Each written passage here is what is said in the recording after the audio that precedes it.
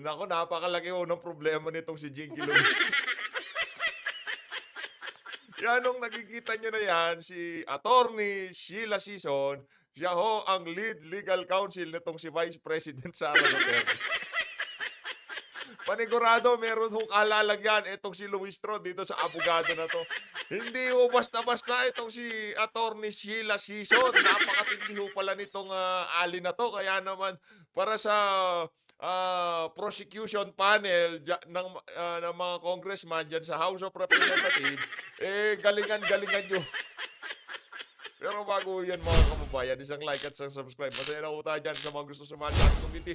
Yung join button, nandyan lang ho sa baba. Hindi na ho natin patatagalin itong mga kababayan. Rekta na ho tayo dito sa naging interview ha sa lead legal counsel nitong si Vice President Sara Duterte. At itong mga hanas na naman, meron na naman hong panibagong hanas itong si Jinky Luistro ha. Walang sapat na basihan ng Supreme Court na mag-issue ng TRO versus VP Sara Duterte impeachment. Nako, kalma lang. Okay lang yan. Ha? Wag ko kayong magsalita ng ganyan na Congressman Luistro. Kung hindi nyo ho tinago ang asawa nyo nung pinaghahanap siya ng batas, okay lang magsalita kayo ng ganyan. Huwag nyo hong pangunahan ng Supreme Court. Okay? Relax lang ho kayo. Ayan ang makakadiskusyon nyo, ha? Itong si Attorney Sheila Sison, lead legal counsel ho, nitong si Vice President Sara Duterte. At panigurado, matutuwa ho kayo dito sa interview niya na to sa mga media. Umpisahan natin ang ating talakayan dito kay Jinky Luistro. Oh, Jinky, banat! Usually incorporate our prayer to Oh, dismiss the petition on the ground of lack of basis, no? Kagaya po ng ating na-discuss na kanina, oh. it is our humble submission na wala pong sapat na basehan ang Korte Suprema para mag-issue ng TRO regarding Yun ang problema natin dyan, Jinky Luistro. Diba? What? Maging Supreme Court justice ka muna. Mapasali ka muna sa mga anong tawag dito yung nasa Supreme Court yung mga maging Supreme Court associate justice ka muna bago mo kami paandaran na walang basihan o wala yung TRO na yan, na yung petition at ng kampo ni Vice President Sara Duterte. Hayaan ho natin. Yung Supreme Court, sila ho ang pinakamataas na korte sa ating bansa. Sila ho ang magdidesisyon dyan. Wala ho kayo sa lugar. Diyan kayo sa House of Representatives. Legislative kayo. Na-impeach nyo na si VP Sara dyan sa House of Representatives. Nasa Senado na. Ngayon, kinikwestiyon. O, karapatan ni VP Sara yan. Lahat ng legal remedies, lahat ng pwedeng hakbang na kung saan nakikita ng kampo ni VP Sara na magbebenepisyo ang kanyang kampo, gagawin ho nila lahat. Kung paanong pambababoy ang ginawa nyo sa kanya dyan sa House of Representatives, sa mga hearing, sa mga komite na kung saan binaboy nyo si VP Sara, ano ba naman ho? Yung dumulog sa Supreme Court itong ating Pangalawang Pangulo. Napakawalang hiya nyo naman pala. Ginawa nyo, binaboy nyo na itong si VP Sara at lahat-lahat. Ngayon, nagpunta lang siya ng isang beses sa Supreme Court, nag-iiyakan kayo, iba pang pahira. Huwag mo kayong ganyan. Mga walang hiyang to. Ito talagang si Jinky Luistro. Tuloy. the impeachment complaint. Oh, Sapagkat ito pong mga binanggit nilang dahilan, oh, number one, hindi kami sumunod sa verification rule. We did oh. follow the verification rule. As a matter of fact, we followed Ang hirap nito mga kababayan, gumasta na ho ng tag 150 million itong si Tambaluslos para sa mga congressman na pumirma. Tapos hindi, matiteknikal lang. Yan ho ang problema natin ngayon. Pagka na-technical, yung impeachment na yan laban dito kay Vice President Sara Duterte. O anong mangyayari doon? Meron ho siyang 1-year immunity. Maghihintay na naman ho ng isang taon bago ho siya masampahan ng panibagong impeachment complaint. Siyempre, mag-aapat na taon. Pagkatapos ho ng isang taon, pagka hindi na naman natrabaho itong si VP Sara, naku, kung ako sa inyo, magbalot-balot na kayo. Ayusin nyo na yung escape strategy nyo. Dahil, pagka si VP Sara naupo, naku, lahat ng katarantaduhang ginawa nyo, Hindi sa kanya ha, hindi sa kanya kasi hindi gumaganti yung mga Duterte na yan. Wala akong pakialam yan. Ang gusto lang ng mga Duterte makapaglingkod sa sambayan ng Pilipino. Lahat ng kabalbalan na ginawa nyo sa sambayan ng Pilipino, ha? Yang pagnanakaw na ginagawa ngayon ng mga politiko, may kalalagyan kayo kay Vice President Sara Duterte. Yun ang ating sigurado niya. Tuloy! Mamaya pa itong, grabe naman yan. Ang ganda naman ho nitong si Ma'am Sheila Season. Tingnan nyo naman yan mga kababayan. Kahit sa pagharapin pa ho natin itong si Jinky Luistro at itong si Ma'am Sheila Season, ba't parang parehas ata sila ng ano ng salamin, no? Parehas ho sila ng salamin. Oh, grabe ang ganda ni Ma'am Sheila Season. Hoy. Word for word. Mm. Yung kanilang allegation na siningit lang ang verification page after the complaint was filed already and transmitted to Senate. That is not true. Sapagkat itong 215 members of the House, they can truly attest na during the signing of the complaint, kasama na po ang verification page, and on the same caucus meeting, naganap po ang panunumpa ng ating mga members of the House in front of our Secretary General as verification process, no? Yun pong sinasabi. Ang tanong, meron ho kayang ebidensya yang ano na yan, yung mga sinasabi nitong si Luistro. Baka puro laway na naman yan, ha? Baka ano na naman yan, ginugud time nyo na naman kami, kagaya nung ginawa nyo dyan sa Committee on Bad Government. Ito kasing Jinko Luistro, nakapag-pronounce lang ho siya na medyo mahusay-husay sa mga hearing dyan sa House of Representatives. Ayun, kasama na ho siya sa prosecutor panel ng House of Representatives diyan sa impeachment ni Vice President Sara Duterte. Pero pagdating ho sa sa argumento, sa debate, nako, galing-galingan mo madam dahil itong si Attorney Sheila Season ika nga markado na kayo dyan sa abogado na yan. Game. Sabi nila hindi namin kayang aralin ang 7 articles of impeachment in a day. This is misleading sapagkat ang totoo po niyan, since the filing of the first 3 impeachment complaints, ay nagkaroon na po ng individual evaluation ng mga congressmen.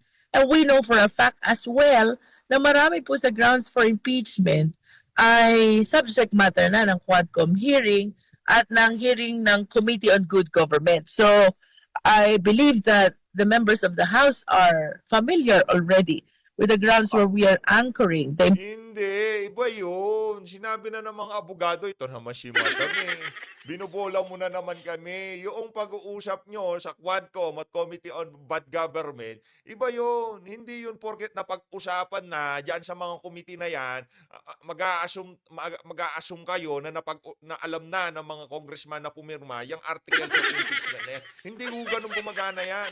Kailangang basahin, intindihin, at manumpa sa harap ng SecGen, ha? Ang mga pipirma dyan sa impeachment na yan, itong si Vice President Sara Duterte, hindi gumagana yung ganyan. Napag-usapan na yan sa Quadcom, dyan sa Committee on Bad Government. Alam na nila yung mga nakalagay dyan sa articles of impeachment. Hindi ganun gumagana yun. Congressman Luis, tignan nyo ako, hindi ako abogado, hindi ako congressman. Pero dahil nakikinig ako doon sa mga individual na kung saan nandun sila sa tama at hindi para lamang ma-impeach itong si Vice President Sara Duterte, hindi ko kami madadala ng mga pambubolang ginagawa niya sa sambayan ng Pilipino. Tuloy. Talaga si impeachment complaint. Oo. And about the due process of the Vice President, ito po ay i-cater natin ng maayos. As a matter of fact, sa impeachment trial po, she will be given summons, she will be asked to file her answer, and she will be asked as well to appear and present her evidence. Yun po yung requirement ng due process. Wala po sa batas na bago mag-file ng impeachment complaint, i-notify muna ang Vice President, no? So ito pong ating mga paliwanag na ito, ang dahilan kung bakit kami naniniwala na dapat i-dismiss, i-deny itong petition for issuance of. Kalma lang, huwag ka naman paunahan ng Supreme Court. Grabe naman. Noong binabalahura nyo tong si VP Sara, kahit walang basehan, kahit pinag-uusapan pa sa Commission on Audit, yung mga tinatalakay nyo dyan sa House of Representatives, hindi naman nangingialam ng Supreme Court sa inyo. Hinahayaan naman kayo, Bakit ngayong dumulog itong si VP Sara sa Supreme Court, trabaho na ng Supreme Court, pinapakialaman nyo pa. Oh, akala ko bang separation of power tayo dyan? Akala ko bang co-equal branch tayo dyan? Oh, kung co-equal branch at separation of power tayo, kung ano man ang sinampa sa Korte Suprema, hayaan nyo yun. Huwag niyong pakialaman yun. Pakialaman nyo, pag-aralan nyo yung mga articles of impeachment na kung saan hindi kayo magmumukhang tanga pagka hinumpisahan na yung impeachment trial na yan. Kasi panigurado, pagka nahanapan kayo ng butas dyan at talagang nalatag ng maayos ng defense ang kanilang mga argumento na kung may kalalagyan kayo. Doon pa nga lang ho sa unang first article of impeachment, yung pagbabanta sa buhay nitong si Bangag, nitong si Kokak, at nitong ni Tambaluslos, sablay na ho kagad kahit ilang abogado hong pakinggan natin, yung mga nasa gitnang abogado, Hindi ho yung mga abogadong kagaya nitong si Luistro, na tumatanggap ng pabor kay Tambaluslos. Sabihin mong hindi, sinungaling. Sabihin mong hindi ka tumatanggap ng pabor kay Tambaluslos sa Jinky Luistro. Sige nga, sabihin mo sa amin hindi ka tumatanggap. Pagka hindi mo ginawa yan, wala ka namang wala ka namang akap na ipamimigay. Di ba? Wala ka namang ayudang ipamimigay. Kapal ng mukha mo, kala mo kung sino ka makapagsalita noong binibira nyo si VP sa House of Representatives, di nakikialaman sa Supreme Court. Ngayon dumulog si VP sa Supreme Court, pinakikialaman nyo ang trabaho ng Supreme Court. Huwag ganon, hintayin yung sumagot. Huwag yung paunahan ng sagot. Diyan kayo magaling. Diyan kayo magaling. Di pa tapos ang audit sa COA, hindi pa tapos yung usapin kaugnay dyan sa mga pondo na may notice of disallowance, nagpatiho na kayo. Diba? Ganyan kayo dyan sa House of Representatives. Ang hilig nyung magpatiho na. Hindi pa tapos yung pinag-uusapan sa COA, nag-imbestiga kayo. Ngayon, paano yung findings ng COA, malinis si VP Sara? Saan kayo pupulutin? Anong mangyayari doon sa mga pinagbasihan nyo dyan sa article of impeachment na yan? Na kung saan yung confidential fund? Sinabi ng COA, malinis si VP. Kaso ang problema dito, na-prejudge na. Dapat ang magiging resulta ng findings ng COA pabor doon sa mga findings ng House of Representatives. Kaya kayo nagpatiho na. Nakuha nyo ho ba mga kababayan kung gaano kasi siraulo tong mga congressman na to, kagaya nitong si Jinky Luistro. Inunahan ho nila ang COA para ma-impluwensyahan ho nila kung ano man ang magiging resulta ng ginagawang investigasyon ng Commission on Audit. Dahil dyan sa mga ginawa nilang investigasyon dyan sa House of Representatives. Yun ang problema dito sa mga congressman na to. Ngayon, tumakbo si VP sa Supreme Court. Ngayon pinangungunahan na naman ho nila. Nitong si Jinky Luistro, yung dapat na hindi ho nila dapat pakialaman, sa bagay, no? COA nga, pinakikialaman nila, constitutional body, isang constitutional agency. Ngayon ho naman, mas matindi ho ngayon ang pinakikialaman nila. Supreme Court naman ho ngayon. Ang tinuturuan nitong si Jinky Luistro na kesyo, walang basihan. Yung isinampang TRO nitong si VP sa ika-4 na impeachment laban sa kanya. Ngayon naman, medyo ganado tayo ngayon kung ganado ho tayo ngayon, alam nyo na gagawin. Siyempre, sa mga baguhan lang ho dito sa PH Update, isang like at subscribe. Masaya na ho tayo sa mga gusto sumali sa ating community. Para kayo ang pinakauna makakita sa ating mga reaction video dito sa PH Update, alam nyo na ho gagawin. Yung subscribe button, yung share button, yung like button, nandyan ho lahat yan sa baba. Kung hindi ho kayo makapag-subscribe, ano magagawa natin? I-like nyo na lang. Kung hindi kayo makapag-like, ano magagawa natin? I-share nyo na lang. Alin dun sa tatlo na yon, papalakpakan na ho kayo. Eto mga kababayan, rekta na ho tayo dito sa kayo. Grabe naman yan. Ang gaganda naman ng mga di ba? Bigatin ho yung mga nasa defense team ngayon, no? Itong sino ba ito? Ito sila nabasa na natin kanina yan yan ito. Bigatin ho former President Roddy Duterte. Attorney Lucas Carpio Jr., Attorney Philip Siegfried Fortun, Attorney Sheila Sison, lead counsel. Yari itong prosecution panel sa mga abogado nitong si Vice President Sara Duterte. Dito sa isa na to, kung yung mga impeachment na napanood natin sa mga nakalipas na panahon, nagkaroon ng brasuhan, nagkaroon ng bastusan, sa tingin ho natin dito sa isa na to, hindi ho nila basta-basta mababraso itong mga abogado na nasa Defense Council nitong si Vice President Sara Duterte. Pero sa tingin ho natin, itong si Ma'am Sheila, di pa ho ba kayo kinakausap ng administrasyon? Hindi pa ho ba kayo ino-offeran? Kasi mahilig sila sa ganyan. Itong administrasyon na to. Mahilig ho sila sa ganyan. Kaya, ano lang madam bigyan ko lang kayong heads up. Sa lahat ng nasa legal team nitong CBP, kakausapin ho kayo niyan ng admin at o-opera kayo ng bilyon para ilaglag itong CBP. Pero hindi ho nila gagawin yan. Nandiyan ang kanyang yung manugang batawag dyan dito kay Attorney Lucas Carpio. Naku, bigatin daw ho yan. Matindi daw ho yung na yan, yung abogado na yan. Tsaka yung si Attorney Philip Siegfried Fortun. Naku, mga bigatin ho yan. Ito, pakinggan ho natin itong lead counsel nitong si Vice President Sara Duterte. Game? Ma'am, are you confident na may lalabas na ng Supreme Court yung decision bago mag-convene yung Senado? Kasi sinasabi ni Senate President Cheese Escudero kanina na hindi sila mag-convene hanggat walang otherwise mag-release. Granda naman yan. Pagka ganyan nakikita ho kasi natin, medyo ginaganaman tayong. Yeah. Pero pagka itong si Luis, nakita nyo yung tipong, parang walang ganang gumawa ng reaction video si PH Update. Parang malungkot ba? Parang gano'n. Gano'n no? Pero pagka nakikita natin, kagaya nitong si Ma'am Sheila Season, itong si Attorney Sheila Season, parang nabubuhayan tayo ng loob yung dugo natin talagang grabe, ang ganda ho niya, no? Tuloy ho natin. Kana naman PH Update. Tuloy natin. Game. Ng TRO ang Korte Suprema. Hindi ko mapapamunahan ang Korte Suprema kung ano ang gagawin niya dun sa mga petisyon ngayon na Yun ang dapat nasagot. Jinky, narinig mo ba yun, Jinky? Hoy, Aling Jinx, narinig mo ba yung sagot? Hindi ko pwedeng pangunahan. Kayo dyan sa House of Representatives, mahilig magpatiuna. Pati Supreme Court desisyon o kung ano man ang ilalabas ng Supreme Court, pinangungunahan nila. file sa kanya.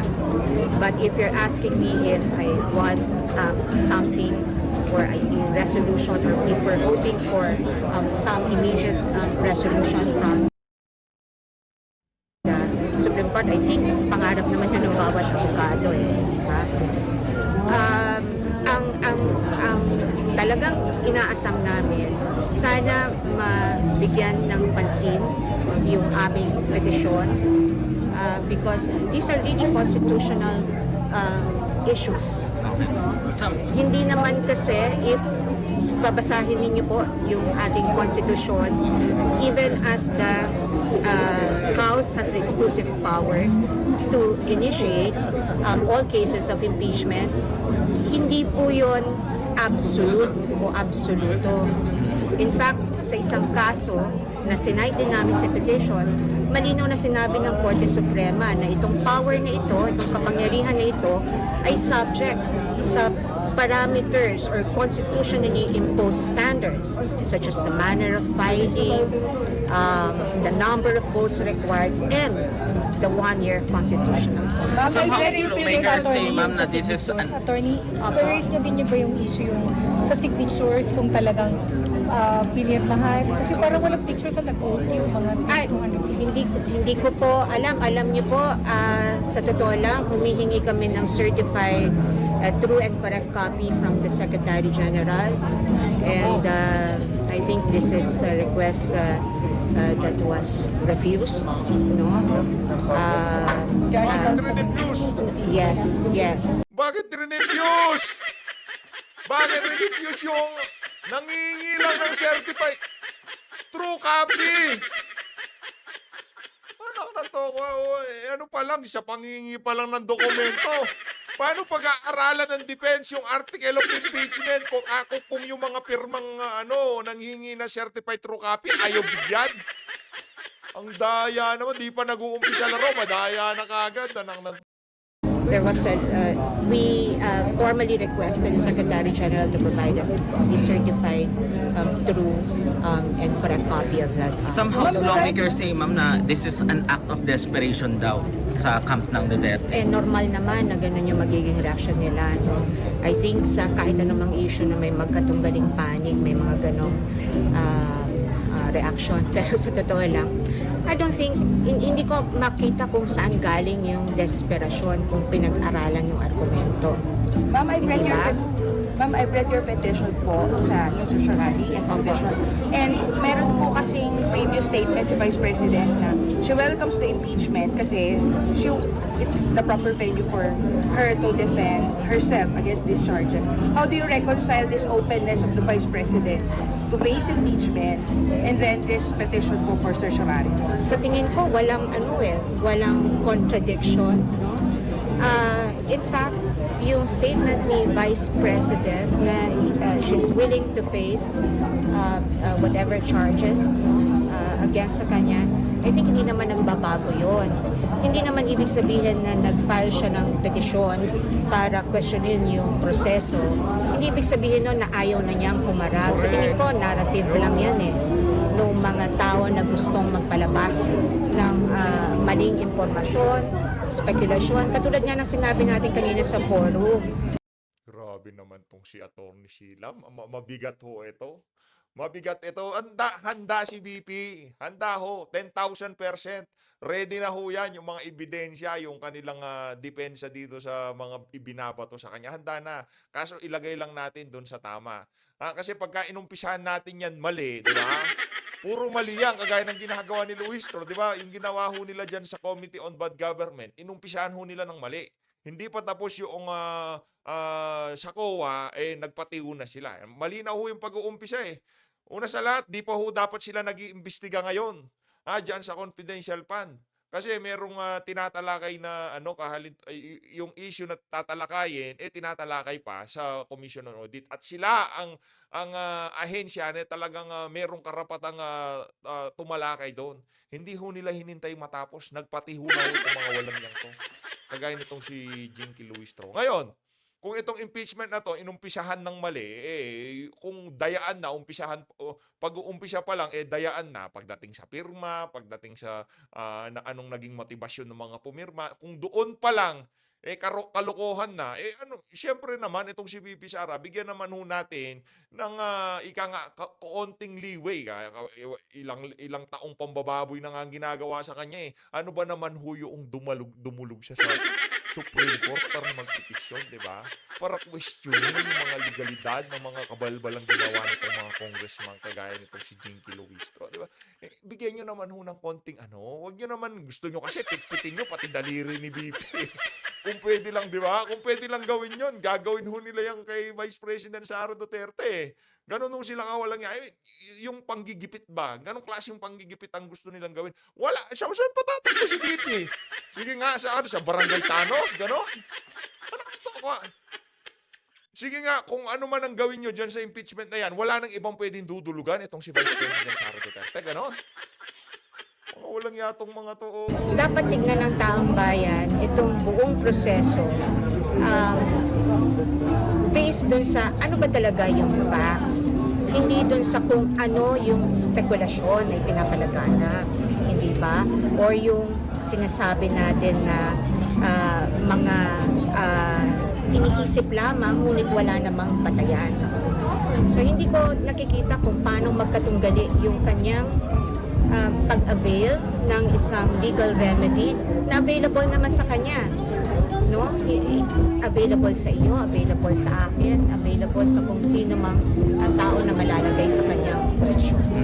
How are you preparing, ma'am, for the impeachment trial? Should it proceed? Should it proceed? I think kung titingnan mo sa forum, no, there were several opinions on whether it should proceed. But bago mag-proceed, palagay ko dapat mo na i-resolve yung question ng petition. Because tatanungin mo, no, paano ka maging impeachment trial gamit ang isang impeachment complaint that is constitutionally prohibited?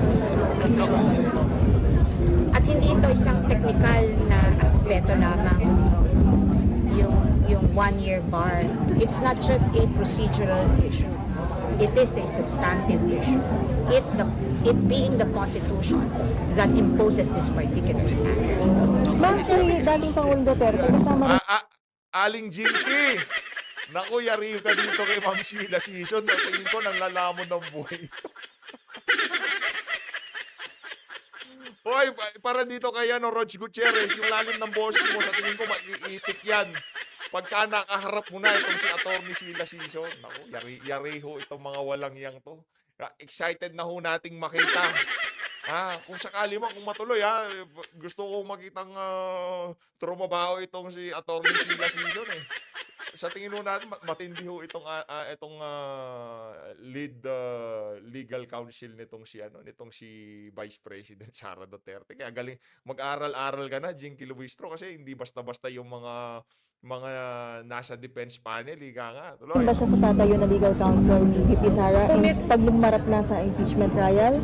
Pumirma siya, the former president signed also the petition with us and along with Attorney Lucas Carpio. Pero as to the extent of his participation in the defense of the Vice President, of course kasama siya dun sa defense team, no? At gustong tumulong sa kanyang anak.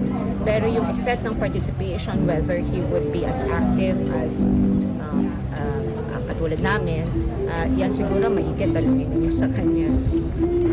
Ma'am, so lahat ng Singapore Petition for certiorari and prohibition on the Sino naman? Bakit bigla meron lumilitaw sa screen natin? Hindi ko naman itagay yun. Ba't nandyan yan? Dali lang Sino ba to? impeachment. Ano pong masasabi niyo? Well, it's your right to file, no? Mandamus case. Isa sa mga congressman pala, isa sa mga gunggong nitong si Tambalos. Supreme Court, just like sa impeachment, when Kaya pala biglang nag-iba yung yung pagkakita ko, naku, parang parang may problema tong mama na to Kasi ngayong mga panahon na to, pagka nakita mo yung pin, tapos tabas ng mukha, tapos nabasa mo yung pangalan, rep, tapos kasunod ka, naku, may... we file an impeachment, nandun na sa Senate, it's also her right to answer kung sa impeachment. So, Hindi, ito tanong dito kay Sir. Sir, tanong lang. Magkano ho yung ipinangako sa inyo? Yung pang-akap nyo, magkano? Kasi balita ko, 150 million daw eh. Pero iba yung bayad sa mga maiingay, dun sa mga maya merong interview, may press con. Iba yung bayad sa mga yon. O isa ka dun sa mga maiingay. Ang tanong, magkano ho ang ipinangako sa inyo? Kung meron man tanong lang naman, magkano ho? Nasa 200 million pang-akap po ba yan? 150 million, kagaya ng mga ibang congressman. Magkano ho ang ipinangako sa inyo nitong si Tambaluda? so both, it's her right lang na whether sasagutin din namin yan sa House, no? Through our Speaker, kung ma-receive na po namin yung kopya. Sir, sinasabi po niya na effective na raw yung one-year ban. So, in violation of that daw yung fourth complaint. I don't think so. Hindi naman namin gagawin yun. No? Sa akin noon, sa experience ko sa mga filing ng impeachment, we always be cautious kung mayroong bang mali o wala pag-file. So I don't think so na pumasok yun. Whether kung kasama yun sa complaint niya doon sa Supreme Court, then we will answer that doon sa Supreme Court pag na-receive na natin yung kopya. Sir, comment na lang na gusto ipatigil po ng Vice Presidente itong impeachment trial. Ano yun? Yung comment na gusto mismo ni VP Sara na itigil na po itong impeachment complaint and yung pag-proceed sa trial. Well, as I said, it's her right na gusto niya patigil, but it's a constitutional mandate na yung impeachment dapat sagutin din yun and mag-convene na yung Senate. Sir, what can you say about the change of the position of the Vice President? Kasi last year, sabi niya, sige, impeach niyo ako, willing akong harapin yan. Pero ngayon, pinatitigil niya yung impeachment trial. Kayo naman, ito naman mga ano na to, ito naman mga, ito talaga mga media na to, mga coops din sila eh, no? Hindi na pinapatigil, kini-question lang yung legalidad. Kung nasa tama ba yung pagkakaano, di ba? Kasi merong, masyado nga namang questionable yung ginawa ng mga congressman. Kayo naman, oo, ito naman mga mainstream media na to, masyado kayo na paghahalata. Dati, ready siya. Ilagay lang natin sa ayos, ika nga. Sabi ni VP Sara, Supreme Court parang meron nata silang maling ginawa dito. Tapos pakisilip nga. Ito, meron na competition dito. Kasi sa tingin ko, meron linabag dito eh. Meron silang linabag sa saligang batas. Ngayon, kayo ang magdesisyon dito sa petition kong na to. Pero hindi ibig sabihin na hindi na ako handang kumarap ng sa impeachment. Talagang mga ano na to. Masyado kayong mga malisyoso. Siguro, mga bata pa lang kayo eh. Kung isang ano lang, puro mali siya yung mga ano nyo. Tuloy. Well, as I said, pwede naman siya mag-ulit-ulit ng statement niya. Maski araw-araw siya mag-ulit ng statement, okay lang yun. As I said, it's her statement against the impeachment that we filed against her na nandun na sa Senate. Sir, baka may message ka kay Bibi? Na naman, sagutin lang niya yung lahat ng allegations which she really wants na sabi nga niya kung mayroong ganun, she wants to answer.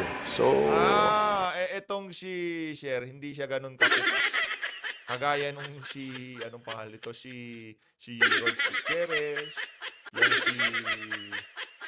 yung mga cooks na congressman niya, si Jinky Luistro. Di ba, mga ganyan sila eh. Etong si Sher, medyo wala ka naman. Wala akong gusto sabihin kay VP. Sagutin na lang. Malambing. Pero ito si tingin ko, dating taga-suporta ng Tatay Digong to. Kaya medyo kumakambi siya ng pakonti-konti, hindi siya makapag-all out na I love you FPRR. Kasi siyempre yung ayuda, di ba? Sayang nga din naman yun. Baka re-electionist siya o yung kabit niya o yung asawa. Baka! Hindi. Kaya joke lang. Baka paano pa ko nito siya. Baka re-electionist siya. Ulitin natin. Erase.